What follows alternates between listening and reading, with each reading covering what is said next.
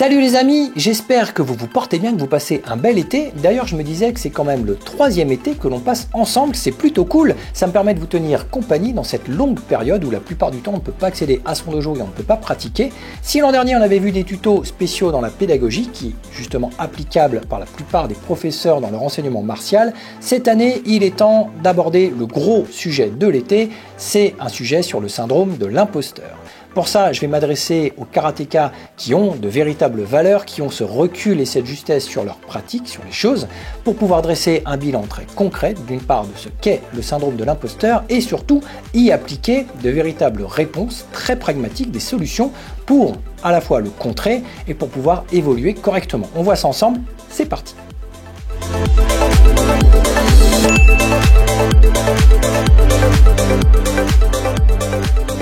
Alors les amis, le sujet est très vaste, c'est pourquoi il va prendre la place de 2 tutos. Cette semaine, on va essayer de bien comprendre ce qu'est le syndrome de l'imposteur, on va parler psychologie, on va parler neurosciences, on va parler études didactiques des sciences à travers des synthèses d'experts et de psychologues et de scientifiques qui se sont penchés sur le sujet pour bien comprendre ce qu'est le syndrome de l'imposteur. Avant toute chose, qu'est-ce que le syndrome de l'imposteur? Pour faire simple, une petite définition, c'est lorsque l'on va vous attribuer un statut qui n'est pas en relation ou en cohérence avec, d'une part, l'image que vous avez de vous-même et ce que vous êtes capable de faire dans le cadre de ce qu'on va vous demander. Ça va créer une sensation d'illégitimité et surtout une vraie rupture entre ce qu'il y a dans votre tête et la réalité. C'est comme ça que prend place le syndrome de l'imposteur et on rentre dedans par le premier chapitre de ce tuto qui est le rêve de l'artiste. Alors le rêve de l'artiste, je l'ai expérimenté dès mon plus jeune âge alors que j'étais ado, je m'étais inscrit dans un lycée d'art appliqué et dès les premières semaines, j'ai un grand-oncle dans ma famille qui m'a mis en garde en me disant « Attention Cyril, tu vas rentrer dans le rêve de l'artiste, tu vas commencer à te confronter à ça et tu risques de faire une véritable chute libre. » Et ça n'a pas manqué. Pourquoi? Parce qu'il me voyait à l'époque dessiner dans mon coin, je dessinais depuis des années et des années, j'enquillais des livres entiers de dessins, mais je dessinais pour moi. Je n'aimais pas montrer mes œuvres, je n'aimais pas me confronter au regard des autres. Et au final, au bout de quelques années, je finissais par être le reflet de mon propre opinion, d'accord, de mon propre avis sur mes propres travaux. Et il m'a dit, fais attention à travailler comme ça, cloisonné. Tu vas ne plus vouloir montrer tes travaux aux autres, de peur que leur avis, leur image et leur savoir-faire, leurs compétences ne soient pas en relation avec ce que toi tu penses de toi. Donc ça n'a pas coupé. Dès les premières semaines d'école, j'ai vu ce qu'ont fait mes camarades, j'étais dans des conventions, dans des expositions, et très rapidement je me suis rendu compte que j'étais dans la moyenne, voire même dans la moyenne basse, que les autres étaient extrêmement bons, extrêmement doués. Et là, on prend une première claque, effectivement, c'est la chute libre, parce qu'on a cette image de soi. Et dans le monde, dans la vie, on est des humains, on n'aime pas se confronter à une sensation d'échec ou un potentiel échec. Donc ce qui se passe à terme au bout de quelques années, c'est qu'on finit par ne plus jamais rien montrer. On travaille pour soi et on finit par s'auto-analyser et à s'auto-congratuler, c'est-à-dire qu'on se met sur son piédestal, on pense que ce qu'on fait c'est très bien et au final on finit par ne plus rien faire du tout, en fait, la vérité. Dans le monde des arts martiaux, c'est très concret. Dans le monde des arts martiaux, que ce soit de manière autonome ou de manière en collectivité, c'est-à-dire des petits dojos, des petits groupes qui vont pratiquer entre eux, selon leurs dogmes à eux, sans vouloir s'exposer aux autres, c'est-à-dire pas faire rentrer d'experts. Je connais des dojos, même dans le département, qui ne font jamais de stage avec des experts, qui empêchent les élèves d'aller pratiquer ailleurs. D'ailleurs, les élèves eux-mêmes, par défaut, n'iront pas parce qu'ils savent très bien qu'il risque d'y avoir une incompréhension de niveau, c'est-à-dire qu'ils portent une couleur de ceinture, mais qui ne va pas du tout être au niveau des autres couleurs de ceinture des autres dojos.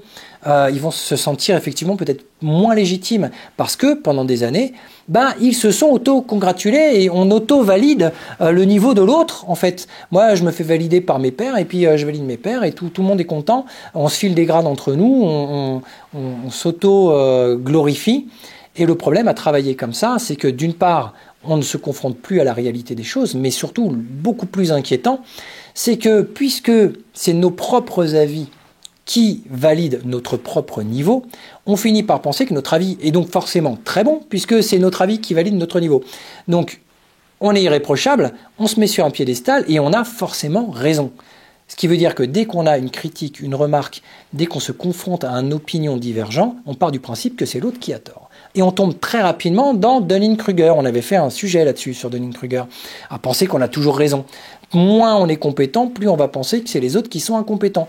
Donc, très rapidement, cette auto-validation va nous créer une sorte de déni de réalité et pire, une mauvaise foi pas croyable. On va penser que c'est nous qui pratiquons correctement alors qu'on s'est complètement isolé du reste du monde et qu'on ne veut surtout pas montrer ce qu'on sait faire. C'est pour ça qu'au bout d'un moment, on finit par ne plus faire de compétition, on finit par ne plus faire de démonstration, de grade, de rien du tout. On travaille dans son coin parce qu'on a très peur de se confronter à la vérité en fait. Dans le cadre, il y a à peine 2 mois, le 1er juillet, je vous ai fait un petit tuto sur ma participation à la compétition kata. C'est précisément pour déconstruire le rêve de l'artiste, pour essayer de le casser, parce que pendant des années, étant le sensei le plus gradé de mon dojo, automatiquement, on a le regard des élèves, donc forcément, quand on a même un ceinture blanche, un ceinture jaune, qui nous voit faire un kata, c'est super bien, bravo. Donc on se glorifie de ces petites flatteries d'ego. Et puis, au bout d'un moment, il faut se remettre un petit peu en question, se dire, ok, si c'est bien, va faire une compète, va voir le niveau des autres. Et très rapidement, pareil, le rêve de l'artiste, on le prend dans la tête. La chute libre, elle est là. Que ce soit même bêtement, dès le niveau régional, on se rend compte que, il y a peut-être 20-30 candidats, il y a au moins la moitié qui est au moins aussi bon, si ce n'est largement meilleur. D'accord ? Au moins une grosse moitié. D'accord, peut-être les 2 tiers. Donc on se dit, ok, donc là je suis plutôt dans la moyenne basse et pas dans la moyenne haute. Donc je me reconstruis, je sors de mon rêve de l'artiste, je sors de cette auto-congratulation en me disant, ok, moi ce que je pensais faire c'était bien, en fait ça ne l'est pas forcément. Donc ça, c'est ce qu'on appelle le rêve de l'artiste, c'est à tout prix tenter de devoir sortir de ce phénomène-là, parce que le rêve de l'artiste nous cloisonne. On veut rester dans notre propre validation et on veut rester dans notre propre estimation. On veut estimer ce qu'on fait, et encore plus dans le monde des arts martiaux, puisque c'est une discipline artistique. Donc c'est très dur de dissocier l'artiste de l'homme, ou de la femme bien sûr, de l'humain. Parce qu'on va y mettre son identité, on va y mettre son cœur, on va y mettre son karaté, une certaine forme d'approche très personnelle. Et on va avoir l'impression que dès qu'on nous fait une remarque sur la forme, sur notre pratique, c'est comme si on faisait une critique sur l'humain, sur nous-mêmes. Donc on a du mal parfois à prendre du recul sur ces choses-là. Et cela amène à un effet encore plus pernicieux qui consiste en la validation subjective par un biais cognitif de l'acceptation d'une description vague tant que vous pouvez vous l'attribuer à vous-même à partir du moment où elle est valorisante. C'est ce que l'on appelle l'effet Barnum ou l'effet Forer. Et en fait, en vérité, vous en avez été victime au tout début de ce tuto. J'ai fait exprès de prendre un concept d'effet Barnum et de vous le positionner juste dans la petite partie d'introduction avant le générique. Lorsque je vous ai dit que, compte tenu du thème abordé cette semaine, j'allais m'adresser aux karatékas ou aux pratiquants, on va dire, qui ont de véritables valeurs. Et ceux qui, alors je ne sais plus trop comment j'ai tourné ça, mais qui ont une véritable justesse ou un recul sur leur pratique. En fait, très rapidement, votre esprit a fait ce qu'on appelle un saut cognitif pour justement vous associer à cette communauté à qui je parle, sans savoir en plus de quoi je parle. C'est ça qui va être très intéressant, c'est que en me regardant et en m'écoutant, votre esprit s'est directement intégré à ce groupe de personnes qui ont de vraies valeurs, qui ont une bonne pratique, alors qu'en fait je ne vous connais pas, vous ne me connaissez pas, et surtout, si on regarde les choses d'un point de vue très pragmatique, vous n'avez pas le contexte du sujet, vous n'avez pas le sujet précisément abordé, et surtout, vous n'avez aucune idée des valeurs dont je parle dans cette introduction, ou quelles valeurs, c'est subjectif, de quelles valeurs je parle. Sans avoir aucune information, vous avez brodé dans l'inconnu pour vous associer à ce qui peut sembler valorisant dans le discours, donc plutôt dans ce non-discours que je vous ai dit tout au début. Le principe de l'effet Barnum, c'est de créer un non-discours, de créer des voies communes pour que vous vous sentiez bien de vous y associer à partir du moment où ça peut créer une sensation de valeur. Alors encore une fois, c'est un réflexe qui est complètement autonome. C'est pour ça que je vous disais que ça s'appelle un saut cognitif. Parce que vous n'avez pas pris le temps d'analyser. Et d'ailleurs, si vous vous posez et que vous analysez les choses correctement, vous vous rendez compte de l'aberration et de l'incohérence de m'adresser à vous de cette façon-là.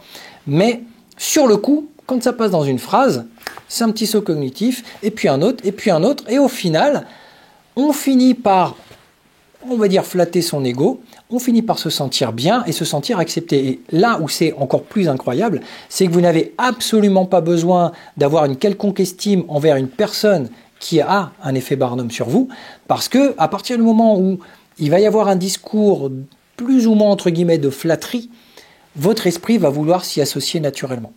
Là où il ira bien, là où il sera reconnu. en fait. Et malheureusement, dans le monde des arts martiaux, c'est aussi des voies communes, parce qu'il y a beaucoup d'experts, beaucoup de personnes, beaucoup même de personnes dans les vidéos qu'on peut voir ici ou là, qui utilisent ce biais pour vous ramener un petit peu chez eux, comme ça, même si vous ne les côtoyez que de très loin, vous vous sentez en appartenance avec ces personnes-là, parce que d'une certaine façon, vous avez l'impression qu'elles vous amènent chez eux et dans leur consortium de valeurs. Et là, justement, où ça va être encore plus impressionnant, c'est que cet effet Barnum, il est utilisé partout dans la vie. Alors bien sûr, dans la télévision, journaux télévisés, dans la publicité, en politique. Alors en politique, ça regorge. Et faites un petit test. Amusez-vous, lisez votre horoscope, ou plutôt demandez à quelqu'un de lire votre horoscope, mais en fait, la personne qui va vous le lire va en prendre au hasard un des 12. Et vous allez voir que très rapidement, vous allez vous associer à des choses qui pourraient concerner tout le monde, mais qui, d'une certaine façon, par un saut cognitif, vont s'appliquer parfaitement à vous. Dans les horoscopes, c'est toujours des voies communes. Ce sont que des effets Barnum. Les 12 horoscopes, les 12 mois de l'année, vous allez voir, chaque semaine ou chaque jour d'horoscope, c'est un effet Barnum. On va vous dire que vous êtes stressé, vous êtes fatigué, que vous avez mal au dos, que vous avez besoin de vacances. Voilà, c'est grosso modo ce qu'a 99% des gens. Donc, le principe de l'effet Barnum, c'est de créer un non-discours très très vague, mais qui peut ramener du monde par une sensation de valorisation, ou plutôt d'entrer dans cette communauté à qui on est en train de s'adresser. Faire partie de cette reconnaissance. Comme je vous disais, il n'y a pas besoin d'estimer la personne. Ça peut être un inconnu, ça peut être parfois dégradé. Alors c'est encore mieux si c'est quelqu'un de gradé. C'est encore mieux si c'est quelqu'un que vous appréciez, voire que vous estimez dans sa pratique. À partir du moment où lui va commencer à vous attirer vers lui, ça va flatter votre ego. Et on rentre un petit peu dans le phénomène du rêve de l'artiste. Vous allez commencer à petit basculer dans, puisque je pense que je commence à bien pratiquer parce que je suis reconnu par cette personne-là, c'est que c'est sûrement vrai, donc j'ai moins besoin de me prouver. Et je fais de moins en moins de choses parce que faudrait surtout pas écorner cette image-là. On l'a beaucoup, cet effet Barnum aussi, dans le monde du reportage martial. Ayant pendant plus de 15 ans fait du reportage martial, je l'ai côtoyé de très près, cette sensation de se dire, puisque je côtoie un champion, je suis un peu champion aussi. D'accord, à force d'être des reporters auprès de champions du monde, on finit par, effectivement, on théorise. L'esprit est capable de théoriser les choses très clairement. Il n'y a pas besoin de savoir chanter pour regarder The Voice et de se dire « Ah, toi tu chantes bien, toi tu chantes mal ». On est tous coach de foot derrière son canapé, on est tous le meilleur champion du monde de kata ou de combat lorsque on est dans son canapé et qu'on regarde les autres faire. D'accord, il n'y a pas besoin de savoir faire pour savoir juger. Parce que ça reste subjectif et vous jugez avec vos propres critères.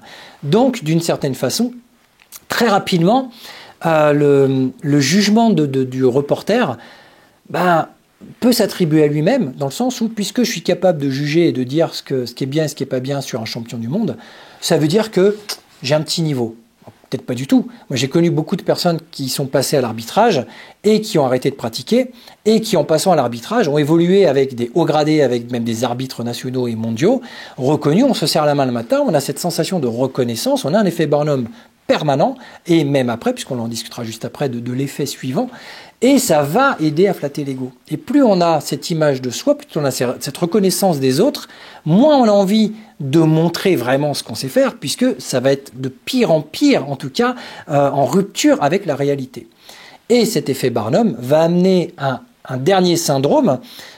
Pour le coup, alors l'effet Barnum, c'est Paul Mill qui en parle très bien, c'est un psychanalyste qui en parle très bien sur les réseaux. Vous pouvez trouver des choses très intéressantes sur l'effet Barnum ou l'effet Forer. Et là, pour le coup, on va parler du biais des survivants. Et là, pour le coup, c'est un didacticien des sciences qui travaille à France Culture, qui a fait un sujet qui est passionnant et qui décrypte un petit peu les choses. Il s'appelle Richard Monvoisin. Et donc, le biais des survivants, c'est également une capacité totalement autonome. C'est pareil, c'est des sauts cognitifs qui ne demandent pas d'analyse. Le corps va s'attribuer tout seul ces petites réflexions dans le but de pouvoir se conforter dans sa posture, s'auto-estimer d'une certaine façon. L'estime de soi est quand même hyper importante, encore plus dans les arts martiaux, puisque on passe de l'estime de soi à l'ego, et l'ego qui va se surdimensionner. Donc il y a des liens qui sont très très proches. Et en fait, le biais des survivants, c'est un syndrome qui vise en fait à focaliser sur de rares réussites assez exceptionnelles, sans prendre en compte ni aucun critère de réalité pragmatique, ni aucun échec préalable, ni des autres, ni de la personne qui réussit. C'est-à-dire que on va, par exemple, vous êtes dans un cours avec un expert qui fait une technique extraordinaire, que vous jugez de votre regard extraordinaire, vous n'allez pas prendre en compte les 40 autres élèves qui n'y arriveront pas, vous n'allez pas prendre en compte les nombreux échecs de cette personne-là, de cet expert, pour en arriver à ce niveau-là, ou tout ce qu'elle a dû faire, ou cette régularité, ou cette torture d'entraînement qu'elle a dû faire pour en arriver là, et rapidement, votre esprit va se focaliser sur « s'il le fait, ça veut dire que je peux le faire ». Et si en plus, par un effet Barnum, il arrive à me mettre dans son groupe ou dans cette acceptation en me disant bah là, tu y arrives bien, ou tu as été malin, tu as su ça, tu as su faire ça de toi-même, tu as su comprendre ça, tu as déjà des choses. Très rapidement, vous allez vous y associer. C'est encore pire avec les réseaux sociaux qui vont contraster ces choses-là. On est dans quelque chose qui va être encore plus exacerbé parce qu'on va voir des gens qui ne montrent que le meilleur du meilleur de la crème, ils vont sélectionner des choses. Mais tout le monde le fait, moi-même je le fais évidemment. Lorsque je vous présente des tutos, je ne présente que les tutos qui sont bien exprimés. Lorsque je vous présente des katas, que ce soit les miens ou ceux des autres, je ne vous présente que ceux qui sont réussis. J'essaie de présenter des choses les plus présentables.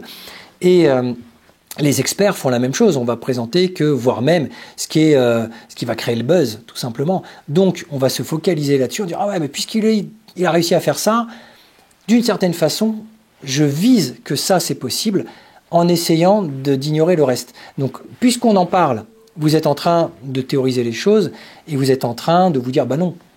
Forcément, vous êtes en train d'y réfléchir, donc vous revenez à la réalité.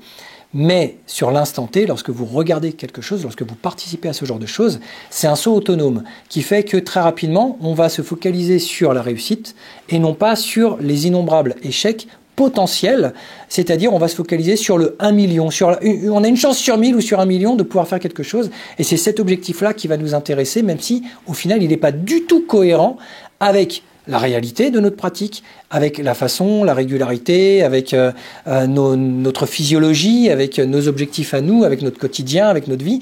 Il y a peut-être 1000 choses qui font qu'on n'est pas en relation avec cette cohérence-là. Mais puisque lui a réussi à le faire, peut-être par jalousie, peut-être par envie, par ego, par tout ce qu'on veut, on va avoir envie de faire la même chose, même si c'est pas cohérent. Donc il faut revenir dans son dogme à soi en se disant, ok, comment je pratique? Est-ce que c'est cohérent? Est-ce que c'est pas surdimensionné? Est-ce que je peux y arriver? Donc, une fois qu'on déconstruit un petit peu cet effet du biais des survivants, que l'on commence à prendre de la distance sur l'effet Barnum et que l'on arrive à présenter les choses en permanence aux autres, comme je vous le disais, d'une certaine façon, en tout cas pour ma part, j'essaie de déconstruire ce rêve de l'artiste le plus souvent possible, et je vous invite à le faire en démontrant des choses devant les élèves, en faisant des stages, en démontrant des choses, en faisant des katas, en participant à ce que font des élèves. On va en stage, sur certains stages, je suis l'élève, et pour ça, j'ai eu des belles références dans le monde dans lequel j'ai évolué professionnellement à travers les reportages. Quand j'allais voir Jean-Paul Bindel, c'était un élève perpétuel. Et sa vie était construite comme un enfant qui allait essayer des choses, et il n'avait pas honte à 9/10e dan d'aller chercher des dojos où il était élève et on allait lui expliquer des choses parce qu'il avait cette déconstruction de l'ego qui était assez impressionnante.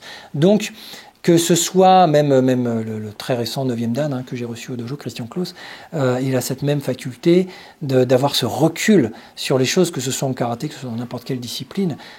Il faut réussir, en tout cas, ces trois pôles-là, ces trois premiers pôles-là, à les gérer un petit peu mieux, parce que ce sont les trois bases fondamentales, les trois socles, qui vont faire que le syndrome de l'imposteur va petit à petit grandir, prendre ses aises, et commencer à un travail qui, on va dire, est palpable à bien des niveaux, dans sa pratique, dans sa vision de soi, mais aussi dans les choix que l'on va faire plus tard.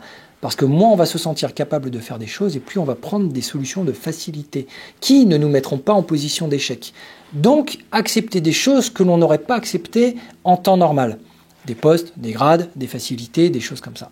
Et comme la Fédération française de karaté a tendance à, on va dire, aller chercher le social des gens pour qu'il y ait un maximum de gradés, un maximum d'inscrits, un maximum d'adhérents, on a nivelé un petit peu les choses d'une certaine façon, dans le sens où chacun va être responsable de sa pratique.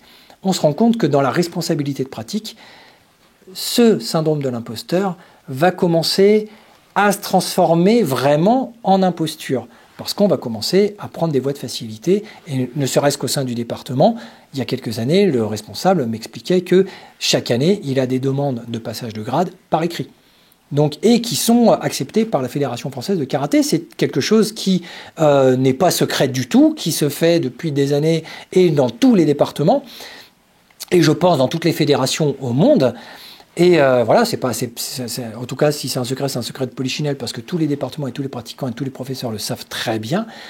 Et voilà, des personnes décident certaines voies de facilité. Alors, pour telle ou telle raison, ça on le décryptera après, la semaine prochaine. Mais en tout cas, vous voyez que le syndrome de l'imposteur va prendre comme un arbre un espace énorme au sein de son esprit et va commencer à corrompre beaucoup de choses. Donc c'est tout pour cette semaine. On a décrypté un petit peu ce socle du syndrome de l'imposteur. N'hésitez pas dans les commentaires à me dire si vous en êtes ou vous en avez été victime, si vous connaissez des gens, ou comment vous vous positionnez par rapport à ça. Est-ce que vous faites un travail de déconstruction, un travail d'analyse, quand on dit souvent se remettre en question ou ne rien jamais prendre pour acquis, ou essayer de questionner quand on a un professeur, un peu sa pratique ou son enseignement. Toutes ces choses-là font partie justement de cette déconstruction permanente pour essayer d'être en phase avec la réalité, tout simplement. Donc n'hésitez pas à me dire si vous faites ce travail-là. C'est un sujet qui est brûlant et passionnant et qui finalement concerne quand même beaucoup de pratiquants. Allez, passez une bonne semaine, la suite lundi prochain. Ciao.